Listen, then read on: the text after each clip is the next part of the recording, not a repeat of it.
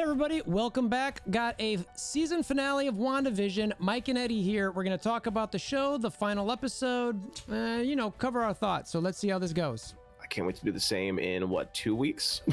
Yep. And that's that leads us into sharing a little bit. And I'll add this in the intro too, just in case people don't make it this far. If you did make it this far, I appreciate it. Hey. We will be covering Falcon and Winter Soldier. We've had fun doing this, so we love the MCU. We love these shows. So we fully intend to doing that.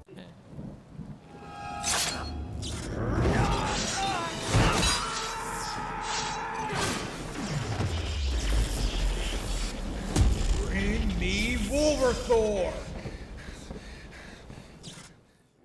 All right, so Mike, Eddie, welcome. Good to see you brothers again. How y'all doing? Fantastic. Good, how you doing? Thanks for having us, Thor. Well, you know, we're all together. You're having me, I'm having you, you know, it's just kind of how it works, right? So WandaVision's over, and there's one thing I want to do that I need to say before we start officially, and that is simply to say that, Mike, I need to listen to you more often. Well done, well said. You know, Thank for you. every time that I wanted to go into my crazy town, whatever it was, you were like, dude, no, this is like just, it's a TV show. They're going to do all this stuff in the movies. Stop. And I'm like, no. So anyway, kudos to you to having reasonable and good expectations. I think you were pretty smart about that. I was not. I think the Mandalorian screwed you. Yes. Well, Yeah, okay. a lot of and us. to me, that's one of the things I want to hit with you guys to see what you think. It's like, so obviously a lot of what we did, a lot of what you've seen, I think a lot of what people are talking about too is like, they just had these crazy expectations. And frankly, I am putting a lot of that blame on Paul Bettany and whoever said the Luke Skywalker thing, which I think was also Paul. So I thought it was her. I thought it was him. So Elizabeth I Olsen. think Paul said it, and then I think Elizabeth Olsen was asked on it, and she just said yes. okay. Yeah, she backed it. Yeah. Yeah, but it wasn't like it was just like a yeah. There's like, it was, so I think it was Paul. Vision really screwed the pooch on this one. Which is interesting because when you compare, like, if you're a fan of Star Wars, that Luke Skywalker show up was like mind blowing, and like, if you're, how can I explain this? It's not the same thing. Like, it's not even Not even it's not even the close. same feel for the reveal. It just wasn't. I was like, it's not the same because that was like epic, and this was like, okay, cool. Like, Yeah, and I don't know enough Star Wars lore, but I'm trying to think of some random dude in the Star Wars universe showing up in the Mandalorian. Like, that's what White Fett. Vision is. You know what I mean? Don't get me wrong. Like, White Vision's cool and stuff, but like, I barely know who White Vision is, and like, I'm a Marvel fan, so it's like, this Luke Skywalker. It really was- needed to be like Galactus or something crazy. You know what I mean? Like, Such anyway. high Listen, he made us want to watch, so you can't. It's good marketing. But I will say this though, even in those interviews where he was talking about like a big reveal, he was asked about Mephisto and he didn't knock it out of the park. Like, he didn't really say that he couldn't speak on it. So like there might be something there. I'm just gonna say that it might be a thing, but he didn't. He's like, I don't want to say anything more. I might get fired, so he didn't say anything else. So I mean, that might be something still. You Yeah, never but, know. but We might- they've Go ahead, always done that. Like, I think even Mark Ruffalo, they always like do these little like sort of teasers, and they either give you a lot or give you nothing. Like Mark Ruffalo before Infinity War, Mhm. he said in an interview, he's like, "We all die." yeah. And he was like, "Yeah, what?" And everyone looked at him like, "What are you doing?" Yeah, And, and everyone thought it was like kind of a joke, and it ended up being like a thing. Yeah. Partially real. Yeah, I remember that. And it's just like, what? So yeah, overall, I'll share my feelings overall with the show. You know, if I set back from the expectation situation that I myself put in after Bettany did those things, the show I thought was fantastic. My overarching opinion is great Scarlet Witch origin story. With a lot of stuff to come, you know, and we'll get into that as we talk a little bit. But when I sat back and really looked at it, I was like, yeah, all right, you know, this is cool. So, yeah, that's where, Eddie, where did you kind of land overall, kind of with the show in general? Overall, I enjoyed it. I thought it was a great. How can I guess, like I said, a bridge about the whole episode. But I think the whole series was a bridge. I mean, like, we got 3 months of solid content every Friday morning and every Thursday night for me. But like that was fantastic, and it was almost like getting a fix for us. Like, okay, we got Marvel in some way, cool. Let's do another one tonight, and we'll do another, we'll do another one next week, and it was great. So on that, I loved it. I thought the writers were amazing. Some of the dialogue in episodes 8 and 9 were some of the best dialogue I think I've ever heard. Like, I aspire to act with those writers. And even in this one, there was some great dialogue. Even though there wasn't as big as reveal as we were hoping for, and I think Paul Bettany's whole stance was just to like create fan hype. Even I think he knew like this won't be as big, but like it's just a good way to like hype up the show. Even though a lot of our fan theories were shot to hell, I still think that I think it delivered. And like you said, Thor, it was a great origin story. So yeah, no, I hear you. Mike, what do you think? Yeah, no, I like we kind of have said previously. I enjoyed it. I thought it was a great show. I thought kind of what you said, Eddie. Writing was awesome. I thought the shows being their own individual shows was a really cool thing that really you haven't seen in something like this. And I think having it be a show, I think you were able to do that. Like, I don't think that would have worked in a movie. And honestly, I think you get a new powerful, call it superhero, whatever Scarlet Witch is going to end up being. You know, you lose Black Widow, you lose kind of some of these, and you have like a new person that in these movies I think is going to come out really cool. I also think the shift for Doctor Strange movies and even Avengers down the line, I think it's going to be more catered in the magic realm. And that's where you're going to go rather than like a Thanos or like, I think it's going to be in that base, which I think they can do really cool things, and visually it's going to be awesome. But you know, I thought it was great. You know, we'll talk more about it, but the only thing I would say that I think the show would have been better if it was maybe an hour each episode. Everything just at the end of the day, like the last episode felt super rushed, but I liked it. I thought it was awesome. Yeah, no, I agree. So, you know, the details into the episode, like the witch fight, I thought was cool. Wanda versus Agatha. You know, I'm still a little torn on what Agatha's, you know, final role will be in the MCU. You know, I could see her. She's clearly like a split character, but I thought their fight was interesting. I liked it. I especially liked how, you know, towards the end of their fight, you know, Scarlet Witch learned something. I thought, I just really enjoyed that scene where they were both up in the air and like her runes, Scarlet Witch's runes, were up on the hex. I was like, all right, it felt kind of epic to me. So I liked that fight. And I liked kind of the evolution there, and just how the character arc kept going, and eventually, you know, Wanda was just like it's almost like celestial being of the MCU, you know, like radiating all her power, pulling all the magic back to her. But yeah, Eddie, I don't know if you were gonna make a comment about something I was gonna say there, but where's your thought on that? I thought that Agatha's role has a lot of parallels to Loki, and when you think about it, I feel like she might come back. I mean, honestly, she was fantastic. Like, I would love to see her more in movies. And I think with the route that Mike was talking about, how they might go more of like a magical route, you would want to add her because she adds that little bit of comic relief and that little bit of uncertainty to a movie. Like, she's just present. I think that'd be great. And because and the way Wanda did her at the end was so cold. That's the coldest move I've ever seen. She was like, "I'll know where to find you." I was like, "Damn." Yeah, like, you just stay right here. Oh my goodness. And so that was a good move. And like and that little brooch she still has on her person after she made her back to the being the nosy neighbor, and it makes it easier for her to find her because she can just point around and go, "That's her." Yep. I did love their fight. I love that how Agatha didn't realize that all the things that she was telling Wanda that she should know, she was teaching her in that moment. That was like huge because then she used all those again at the biggest callback of the moment, episode 9. And yeah, I know Mike's got something, so I'm gonna let you take this one over. Mike, you got it.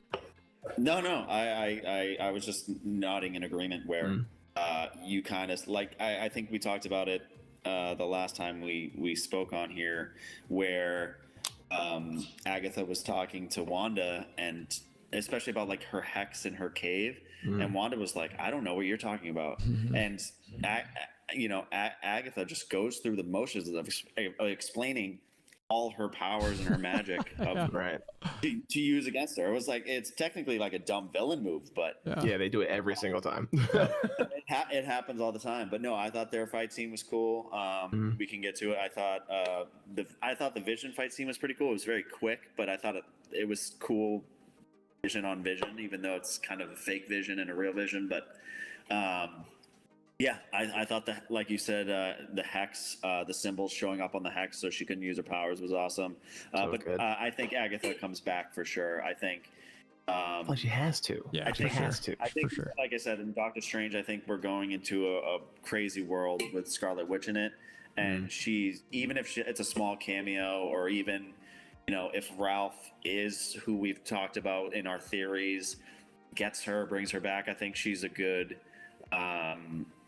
opponent for Wanda. No, I agree. Right, because even before Wanda officially made her the nosy neighbor, she was like, you have no idea like what these powers are, like you have no idea what you did. And I feel like Strange, there's a chance, I'm just theorizing, probably gonna be wrong, there's a chance that one of them probably will be in contact with her to figure out something to use either against Wanda or with Wanda, one of the two. But I feel like having her in for just 9 episodes of this show would just be a smack in the mouth, because she was just so good. And yeah, I could see that. Yeah, I mean, the character, the writing for the character, the acting, Catherine Hahn, like I thought she did really well. And I agree, like the comments that I picked up the most is, it seemed like Agatha's like, you don't know what you've released. And that's the part where, we did talk about like Chthon a little bit, and that's where I wonder if he starts weaving himself, or it starts weaving itself into the MCU somewhere. Maybe, I don't know if it's a Thanos-esque villain, but something along those lines. And where that he might just land on what's your boy's name? Kang the Conqueror.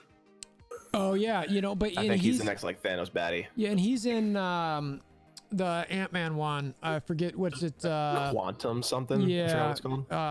Man, why can't I remember that? But anyway, whatever. Quantum Mania, I think that's what it is. Yeah, I think something like that. Yeah. So we've got these characters kind of like floating around, but I did like where it was like, all right, she's clearly set something up here saying you don't know what you've done. So we'll see that. Mike mentioned White Vision. He talked about that fight a little bit. I mean, one of the things I really liked about that was, well, 2 things. Was the philosophical discussion about, was it the boat of Theseus? Is I think Boat of Theseus, yeah. That was really cool. And honestly, truth is when I watched it for the first time, I was like, what is it? What is he saying? I'm like, are there some theoretical thing they're discussing here? I have no clue what this is. And then I saw it the second time. I'm like, all right. And then I looked it up. I'm like, oh, this is actually a deep question. It is really. And I'm like, oh, I like this. So I thought that was dope. I love the fight scene, and I love how they debated that. And at the end, White Vision basically takes on the memories from Hex Vision, and flies away. TBD, what's going to happen there, but clearly going to show up again at some point. So. Mike, I know you already talked about the White Vision fight a little bit, but I don't know, what else do you have that you picked up from the Vision just in this show in general, and then that sequence? Yeah, no, pretty much like I said, I thought it was a cool fight scene. I like the look of White Vision. I think if that's going to be the new look going forward, I think it is a pretty cool. I don't mind the red and the coloring of normal Vision, but just something about him being all white is just kind of really badass and the different crystal that's on his head. But he's got to come back in some form. I mean, he's now got real Vision's memories, so theoretically he should be basically have the same mindset as the original Vision of how he wanted to help humanity and help people and be a superhero and all that. So it should be interesting how they do it. But yeah, the Vision fight scenes where he can like fade, they're phasing through each other or through the ground, like all that stuff is super cool. I don't know why. It's super cheesy, but it's super cool. Just him reaching out of the ground, it's awesome. Yeah, I didn't realize this until after that show, that it's like the stab that Corvus Glaive did in Infinity War that kept Vision from phasing. That fight is totally different if that one stab doesn't happen. You know what I mean? Because like Vision would never, Thanos wouldn't be able to touch him. You know, I'm sure there's something with the gauntlet and all that maybe he could do, but if he's unable to, anyway. So I just thought about that. But Eddie, did you have anything else to add with the Vision just in general, in the fight sequence, etc.? Of course, the Vision on Vision fight was super dope. Like Mike said, I thought it was great how like how it started. You know, Wanda kind of goes to White Vision, is like, "Oh my God, is it you?" And then he like grabs her by the head, and it felt so like the bone cracking sound was insane. I'm like, he's gonna crush her head. Like, this is insane. And then you see Vision, who was missing for 3 episodes, just out of nowhere, just boom, like, and that was great. And then White Vision pulls like a Terminator move coming out of the fire. You know, oh my God, that was very like creepy. I didn't think about that, but it's so true. And then the moment. It was cool how, like Mike said, like White Vision kept learning all the moves that Vision would have. Like the phasing thing, he only used after he learned it earlier in that moment. Like he never used it like before that, and that was super sick. And I thought it was really interesting how like when he went to kill Hex Vision, he went for the stone first, which I was like, wow, that's a cool move. I was like, wow, you're gonna do that first. Okay, great. And then Vision's comment to that, he's like, I know this move.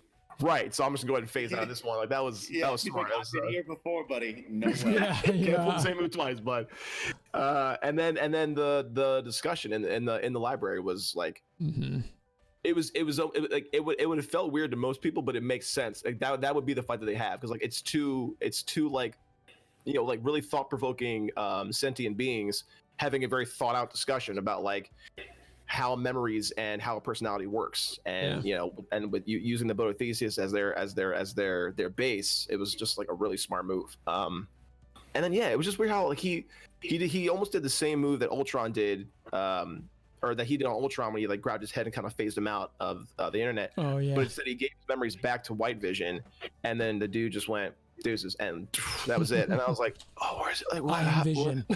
All these unanswered questions. He left so fast the first time I watched it. I was like, wait, what happened? Yeah. And Vision was like, all right, cool. I was like, wait a minute, wait. See you later.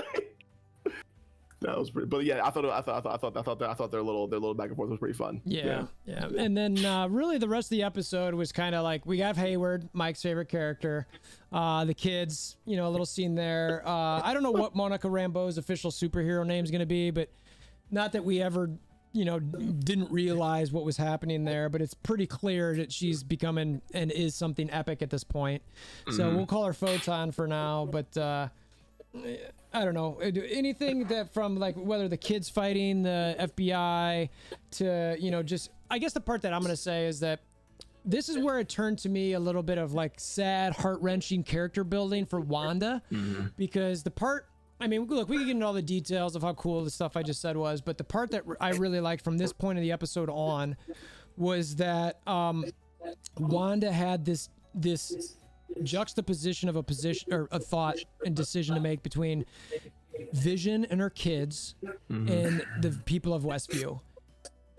And she watched Vision and her kids start that House of M style, where like they started disappearing a little bit in little Tetris pieces and letting these people go. And she saw the pain they were in when they all came and circled her. And just like that type of thing, I thought, like, I don't know about you guys, but before the show, like Scarlet Witch, yeah, she's cool, whatever. I am super invested in Scarlet Witch at this point. Like, I'm just like, I care so much about her character. I want to see her arc. I don't know. I just, that's where it started pulling from the heartstrings for me. So, you know, Mike, I don't know, either one of you guys, give me some, what do you guys think? Yeah, no, I think kind of, and we've talked about this before, but she had kind of a weird character because she wasn't really a superhero. She kind of was a villain at one point. Like, she didn't really have like a real, like an identity. Yeah. You know, and I think her taking on this identity and becoming this super powerful thing that I think she doesn't understand yet and is trying to, and I think when we talk about the very end, I think she's trying to learn more and more about what she is, because she's seen her future, but she may not understand what that future is. And I think fully embracing it, I think is a very cool thing. And like you said, the very House of M where the kids are all deteriorating. Like, she had to choose. She had to choose between, literally, she could go on the rest of days controlling these people and making their lives miserable, be selfish, or she can do the right thing like she's done before when she was, you know, a superhero with the Avengers, of trying to save the world and save people, and be like, you know what, my pain, I'll handle my own pain. And who's to say you know, she's not going to try to figure out a way to bring them back. But it was a very kind of cool moment. It shows how powerful she is now, especially. Yeah. What are your thoughts, Eddie? I loved how when Agatha unhooks Dottie, and she's like, "My name is Sarah. I have a daughter. If she could just, you know, if I could just hold her for 5 minutes, like she could be, you know, one of the girls and like who's a bully." But like she starts to like plead her case, and when Wanda is surrounded by all the townspeople, you get that feeling of like when Thanos did it, when Loki did it, when Ultron did it, where like everything that they think they're doing is good for is good for them, is good for the people. And I'm making things better. I'm relieving you of your pain, yada yada yada. But like you're taking away the one thing that makes people people, and that's free will. When you take that away, then we're all slaves essentially. Like, we don't have the option to be anything else. And so like that moment was kind of a very like villainous moment, because even Agatha said, she was like, you know, real heroes wouldn't do this. And you know, I was like, I was torn, because like we've watched Wanda through what, 4 movies or 5 movies, and we're like, oh yeah, like I'm totally with her. She was a baddie, and now she's a good guy. But she struggles on which side she's on, like Mike said. And I think that moment there was like, you stepped into a world, now you're like you're the villain now. And it's hard to accept, because like she's super awesome, like she's great. And I think with all the pain though, it's hard to internalize it and then kind of keep it housed without letting out something at some point. So no, I agree. But yeah, that seems really cool too. Yeah, and you know, obviously we got the confirmation it was the Darkhold, not the Necronomicon or whatever else, you know, could have been theorized. And we'll get into that a little bit. You know, Hayward is what he is. Mike was right all along. He just sucks. He's a bad person. Oh, before we go any further, you mentioned the Darkhold. The scene where Agatha's on the rooftop and she's talking about the Darkhold, and she said, the Scarlet Witch is not born, she is forged. She has no covenant and no need for incantation. And then she said her power exceeds the Sorcerer Supreme. I was like, I'm sorry, what? Like, I was like, wait a minute, wait, go back. And because if you think back to Endgame, when Hulk meets with the Ancient One, she says Strange is meant to be the best of us, and you're like, okay, so who's right then? Like who's right on this particular talking point? And like when Multiverse of Madness comes out, I'm going to be really intrigued to see, like, I mean, obviously the hero's going to win. I mean, we think that's going to happen, but like if that were the case, I would love to see what Strange does, because there are certain things that Wanda's already doing that Strange Strange wasn't doing early on in his thing, and I think we'll get to that once we get to that end credit scene. We'll talk about that. Well, and to that specific point, Eddie, the idea of the best of us or the strongest of us, I think the Ancient One meant it amongst like that crew, like the mystic dark arts people, not necessarily like the best of all of humanity or mutants or mutates or whatever. Yeah, I think and that's what I meant too. I meant like if she says like he's meant to be the best of us, I'm assuming anybody that deals in magic, whether it be dark magic or whatever. That's what I was referring to. Not to be confused. I'm sorry, Mike, you were saying. Yeah. No. I was just saying. I think it was along the lines of someone who's going to watch, you know, like protect their world like he's doing. But I'm with you. That doesn't mean, with any of these, it doesn't mean someone's not more powerful than him or anyone, because that's the whole point of these movies. There's someone who can meet eye for eye, or you know, can compete with that person. So it's fine. Right. Yeah, I feel you. So let's see, what else do we have in this episode that we haven't hit yet? We got Hayward. We never saw the Arrow Engineer. I had this whole list of stuff that was like what actually got hit and what didn't, you know, as far as like fan theories. So the missing person, there's theories out there, we don't really know. Well, actually, before we get into that, tell me what you guys think. Ralph Boner. Ralph Boner.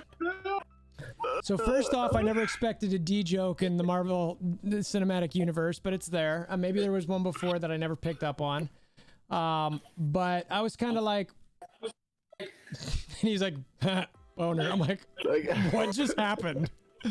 So look, I don't know if he's the missing person or not. I don't know if he's Quicksilver or not. I don't know what he is. But give me something. Where'd you guys land on that one? Mike, you want it? Yeah, I think we talked about this separately, and I think I said one. I think he's the witness protection dude. I think he's the dude that they were talking about that's in there. I think the reason why he has that name is someone in witness protection making their own funny, ridiculous name. It just like makes sense because he even laughed at his own name. So, you know, I think that was him, and I think Agatha just used him as a pawn. I think there's an Easter egg for all us fans, us knowing that actor is Quicksilver in a different universe, in X-Men world. So I think it's a good job by the writers and directors and producers as like being like, this will be fun. It was like a fun cameo sort of thing. Yeah. So I really don't think he's going to be Quicksilver in this universe, is actually Quicksilver. I think they used him as a nice little Easter egg and funny thing. And he's just a dude in witness protection. And that's what he'll be, you know, when the hex... Since the hex is gone, that's what he is, you know? Yeah. But yeah, that's my theory on it. What about you, Eddie? I have a different theory. Oh, hear me out. All right. I saw one today that actually makes a lot of sense. So I feel like the mailman delivery guy is the witness protection guy. Mainly because of the line he always says when you see somebody, don't shoot, I'm just a messenger, which sounds like something that somebody would say if they were like just like delivering a message to like a mob boss or whatever. Like, I'm just a messenger, like don't kill it. He seems like that kind of guy. And with Ralph, I can't imagine that he would be in witness protection as an actor. If you make a headshot and make yourself known, that's the last thing you want to do in witness protection, is be seen by anybody. Because then people have an idea that you're alive or you're still around somewhere. Yeah. So I was like, I don't know if that really works. I did find it interesting though. I mentioned this in the group chat. I felt like I got Iron Man 3'd in this last episode, because in Iron Man 3 there was a moment where you think that what's his name is the Mandarin, and then you find out he's an actor, and you're like, damn. And then you find out that the other guy is the Mandarin, quote unquote. Yeah. And then oh my god, wait, Quicksilver. Oh, I'm just an actor. I'm like, oh my god. Like, I feel like we fall for this every single time, and I just like, oh yeah, it's great. No, it's not what I thought it was. Yep. And they every single time. But again, I wasn't mad at it. I thought it was hysterical.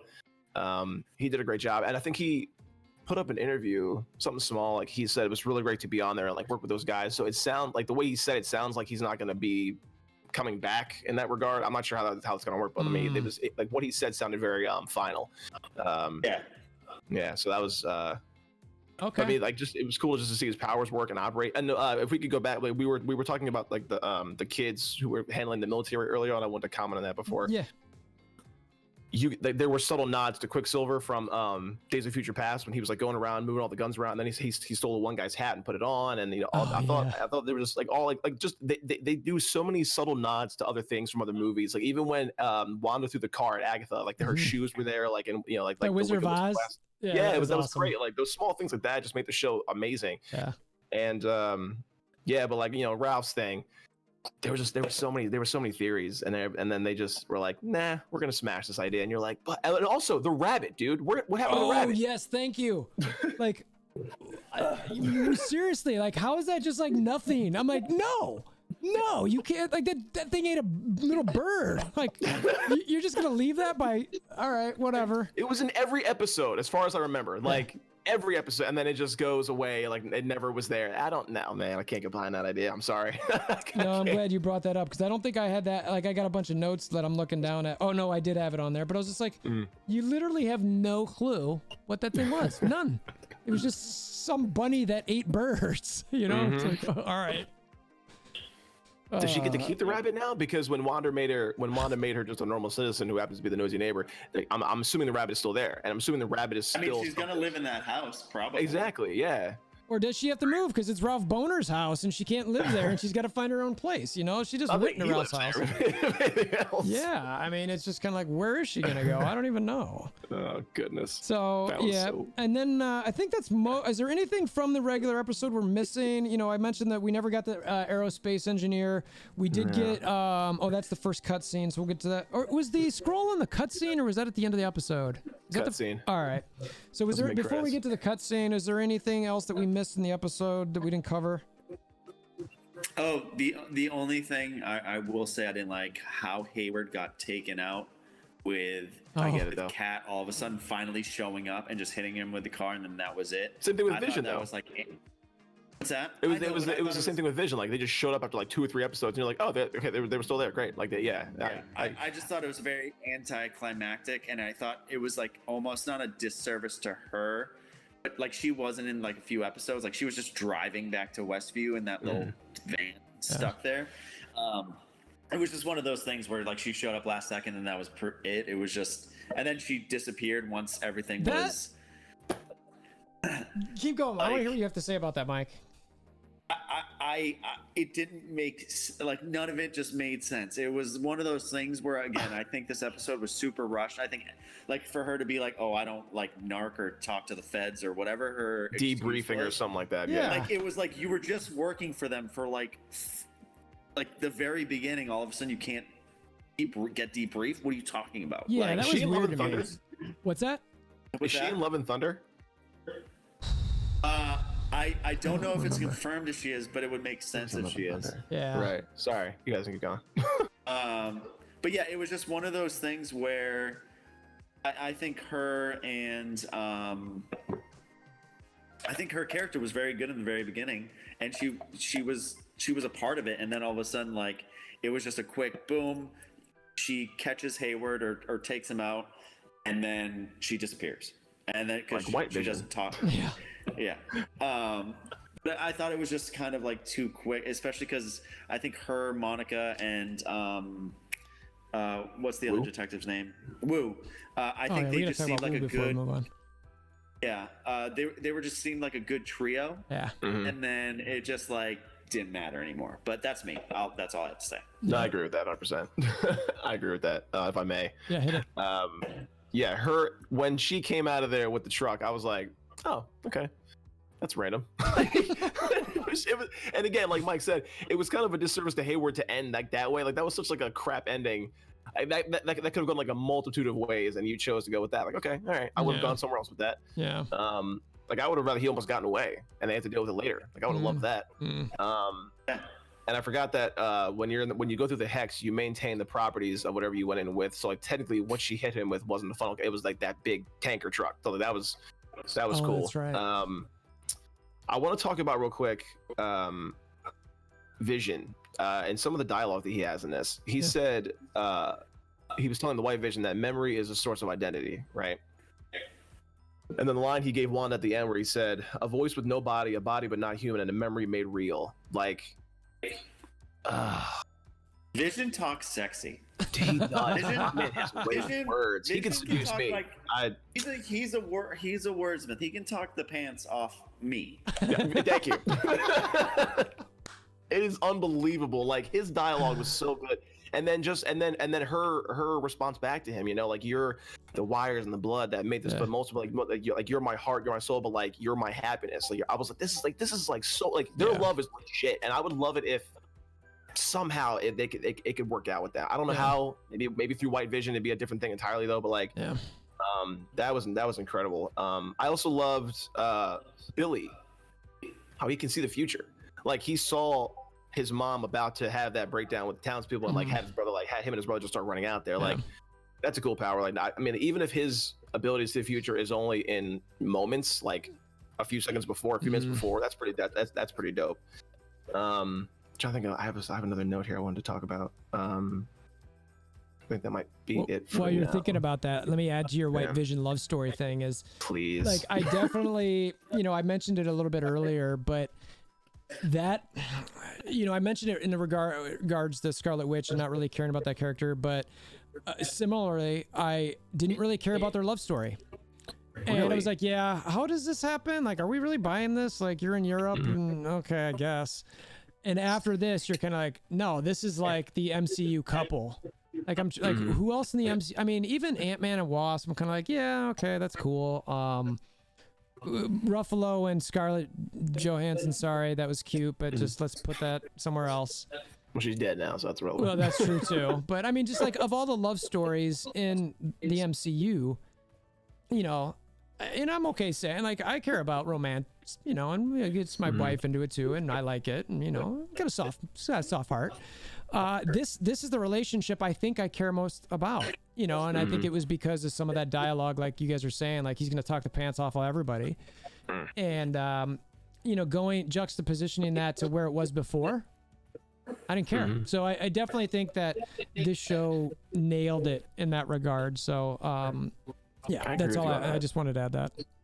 I really agree with you on that, because like even when he saved her in Age of Ultron, he gave her a look that was like, oh, like you didn't really like we kind of thought, okay, well they have a relationship in the comics, but they probably won't like expound on this. Yeah. And then they did. You're like, oh, but then like they made it so deep.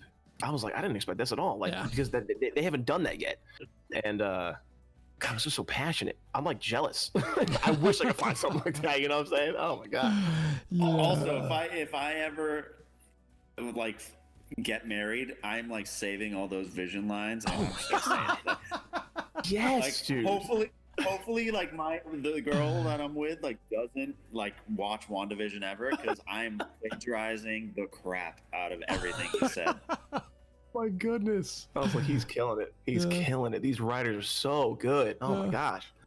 No So doubt good. about it. So no, I agree. And Johnny Woo. Oh, sorry. No, hit it. Towards the end, when she puts them to bed before the hex comes and takes everybody, she says, "Thanks for choosing me to be your mom." Yeah. Which I was like, okay, choosing. Okay. That's interesting that you would say those words in that exact order, because she created them technically. Yeah. In the hex, but also, and we'll get to it towards the end credit scene. But I just thought her words were very specific in saying choosing me to be your mom. That's what I just want to throw that out there. No, that's I'll chime in if Mike, you get something on it, but the only thing that I take from that is that makes me partially think that she didn't create them. Right. They're like, I think even though they existed in the hex, I think they're real, and we can go to the very end at some point, but it gives off a vibe that way she worded it, for sure. I agree with you, Eddie, where it's not she didn't come up with them, and they don't look how they look because she like just thought of it. Like, I think that maybe unknowingly her using her magic, they did choose her, you know, and whatever this magical world that they're going through. But I'm with you. I think it's for sure something to keep in mind. Yeah, for sure. I picked up on the word. You guys hit everything I'd say there. So, but I definitely, Eddie, that's a good call out, because that word was kind of like, wait, what? Like, no, that doesn't make any sense. So, and we'll get to how that ties with the final end credit scene. But Johnny Woo, I will just say that oddly one of my favorite characters in this show, surprisingly, and he obviously had some sleight of hand in this, just grabbing the phone, and I think that was a MacGyver pull he had. Was that a some sort of safety pin that he used to unlock those handcuffs? He had a safety pin. That's what I thought. That's Genius. what I thought. I was kind of like, all right, Johnny, I see you. All right, I like you. I hope that he becomes the new Coulson. That'd be great. Well, they hinted that's what it hinted at. Oh yeah, I'll take that. Well, I think at the very end, don't they offer him a job at Sword? I don't remember. I know he's like running the show, still the FBI. and yeah. Right, I know but I thought, and I could be misremembering, but I thought they had a conversation about bringing him onto Sword and like taking the place of Hayward. I would love that. I do not remember that at all. So you might have dreamt that. I might have dreamt that. Yeah. He does have he's awesome. Yeah, he does have a tie into the comics with, I want to say it's Atlas or something. And I don't know the lore of the comics, so I'm not going to try to expound on that, but he does have comic roles. So I could see him being kind of a Coulson type, or them realizing like, look, we got something here with this guy. People want to see him in more content, so let's do it. Right. Let's bring it back. Yeah, exactly. And I think they obviously got the formula with Coulson, and I would ask them to be patient with Wu as well. Like if they just did it immediately, I'd be like, careful here. I feel like he needs to be built up a little bit more, but right. I don't know. We'll see. So I just wanted to give Johnny a shout out. Even if it was cameos, I think he would be fun, because I think he's just so funny. Like even when he's in Ant-Man 2, I believe it is. Like, Mhm. like his little spots in there. He's just a very good comedic actor. He really is. He doesn't. And I don't. It's not that he doesn't do much. It's just even in the little things he does or says are just funny. Right. Because it's just so dry and witty and like just like simple, but it makes you like giggle no matter what. I agree. So he's the start of the first cutscene, I think, where Monica just says, hey, leadership looks good on you or whatever she says, and then she goes into the theater with that other agent. I don't remember if she was FBI or whatever. She turns into a scroll. She says you've been grounded. He wants to see you. I think that's obviously Fury up in space, given the cutscene from Far From Home. So I'm assuming she's going to meet Fury up at the Sword space station. Which is a nice throwback to their conversation in Captain Marvel. What was their so expound on that, Eddie. It was I think it was talking about like Maria going up there with Captain Marvel, and she goes, "Wow, Mom will join you." He's like, "Only if you have powers like your like your Aunt Carol." Oh, that's right. It was a nice little like callback, and I was like, "Oh my god, dude!" Like, such I didn't a even good play, think dude. of that. Wow. Because they mentioned it when she's going through the hex, like they have all those memories that she's going through, and that was one of the lines that they put in that moment, and it was a nice payoff at the end. That was great. That's that was true. lovely, man. That's true. Yeah. By the way, my memory makes me think of I took Monica talking to Wu as her offering him a job at Sword. Oh, Gotcha. I got you. And you know he what? was like, "Oh, I have a job. I'm with the FBI." But because to me, it looks like Monica is taking over for Hayward. Or right. It could happen. It could. Mm-hmm. So it made me think that she was trying to bring him in. That's where my memory of it was. Okay. That's where I thought. And I can see it. Yeah. And there was that line in one of the earlier episodes where Hayward and her were talking, and he was saying what would have been you if you were here to Monica. So right. That makes sense if she does do something with potentially taking over Sword. But so that there wasn't much. I mean, I was kind of like, all right, that's cool. I like it. I didn't even think about the tie-in until Eddie just mentioned it, and that makes it even more dope, honestly. So digging that. So great. By the way, does that set up Captain Marvel 2 for Monica, or does that set up the Invasion, the other show that's Secret coming? Invasion?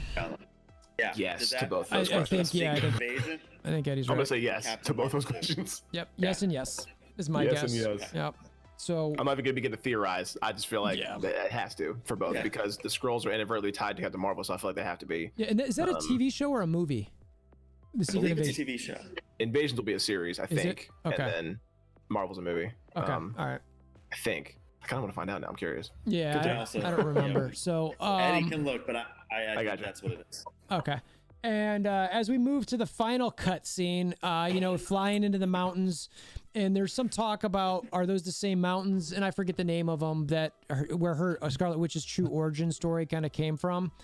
You see this cabin, Scarlet Witch is there. She's just, cooking up some tea. And I think, Mike, you mentioned it earlier. She's, in the astral plane, similar to Doctor Strange, learning from the Darkhold and also just sipping on some tea, chilling. So huge setup. There's obviously the take at the end, which we'll get to, but I don't know. When you were seeing that, what kind of came across your mind a little bit there, Mike? Anything that you were really into or... My first thought on that scene, and this is going to be somewhat random, but it 100% reminded me of the end of the Hulk with Edward Norton, where at the very end, he's like, he's sitting in a cabin, and then he's like breathing, and then the clock goes back like days of not being Hulk, like 0. Like that's the first thing I don't know why, but it was very visually almost the same thing. I thought it was the same cabin, but the mountains in the distance kind of made me change my mind, but it was very much that same thing. And then I don't know if we're talking about it, but it was interesting where I think her drinking and sipping the tea wasn't really her, it was what she was projecting. And she was just really, I think that was like her learning magic, because she's sitting in the back room reading the Darkhold, and I think she's practicing. So I thought it was super cool scene, and again, I think that's for sure. One thing I also want to say, and I haven't mentioned it yet, is I think her costume, Fire. she looks great. She looks great. It's a cool costume. It works. But I thought it was a very cool scene where she's just sitting like in the back, just reading the Darkhold. Who knows what messed up stuff could come from it. Yeah. But I think, I said from the very beginning, I don't think we were going to get some crazy ending. I think it's a bridge. All these shows are going to be bridges to different things, and that perfectly sets up what will be Doctor Strange. So I was happy with it. It was cool. I liked it. That was pretty much it. Yes. What about you, Eddie? Oh gosh, I love this scene. Okay, I have so many things I want to say. So, what I found interesting about the scene is you're flying in from who knows where. She's outside the cabin. She gets tea, pours it into the cup. You go into the back, and she's really back there going through the Darkhold. You're like, dope. Okay, this reminds me of Doctor Strange when he was asleep, having an astral projection of himself, reading magic, which I was like, that's dope. But she's doing it on a level that's beyond him, and that was in his early years, right? Because it seems like whenever anybody in that movie, Doctor Strange, had went into their astral self, they were in some ways unconscious. But she's doing it while she's awake. And that's like another level. Also, it was crazy. I was like, there's no way she did, because when she poured the tea, it was from a metal teapot, and she grabbed that thing by the handle. I was like, oh, that's kind of hot, bro. Like, she just went, that's cool. Tea, it's fine, whatever. But yeah, like, I mean, she's already on a different level. She's doing astral projection, and it looks clean, and it's visible, and she can do it while she's awake. And you're like, yo. And that was pretty deep. And she's reading the Darkhold, and then it gets even weirder from there. Real quick, I want to say one thing. The Disney Plus series, it will be Secret Invasion will be a series. Okay. And then Captain Marvel's a movie. Anyway, yeah. And then you hear her kids screaming in the background, and then it cuts. Yeah, I forgot to. Yeah, and then it cuts to black, and you're like, hold up. And then when I heard that, my first thought for that was Into the Spider-Verse. It was the same thing that Kingpin was doing to get Vanessa back, and you were like, if that's what Multiverse of Madness is going to be, I'm absolutely on board. Like, I'm absolutely, because that was a great movie. Yeah. And but I mean, that's kind of what it signifies. That's kind of what it signals to me, is that like she's going to go through multiverses to like try and find her family in some way, shape, or form. I feel like that's going to somehow be part of the plot. I mean, you teased at it again, so I would hope that it is. Does Elizabeth Olsen have a cameo in Spider-Man? I don't think so. Okay, because I'm like, I was watching something or thinking about something where I just knew that I thought that somehow they were going to tie her into Spider-Man, but maybe I'm wrong. Because I mean, they're tying Doctor Strange into Spider-Man. Yeah, right. He's going to be the new mentor to Spider-Man. At least that's what they're saying. So he's going to be in the next Spider-Man movie. I think. Yeah. So if he's tied to it, and depending on what goes on in Doctor Strange, she could be correlated as well. Yeah. Mm-hmm. Cool. Yeah. No, I feel, and that pretty much wrapped up the show. I mean, it ended up with that. Like I mentioned earlier, my overarching, I liked it. Good origin story. We covered it. In detail and some overarching things. Before we get out of here, do you guys have any other comments on this show or series that you want to share? I'll finish it quick. I thought it was super original. I thought what they did was creative, entertaining. Made me want to watch it every week. I mean, if they're going to do this with all these different TV shows, then I'm never going to have a life. The dating is out the door. And also I really do like that if they are going to be this good, that they're every week, where it like leaves me wanting more every week. But I will say, if they do WandaVision show again, if there is another season, they should make them an hour. I think.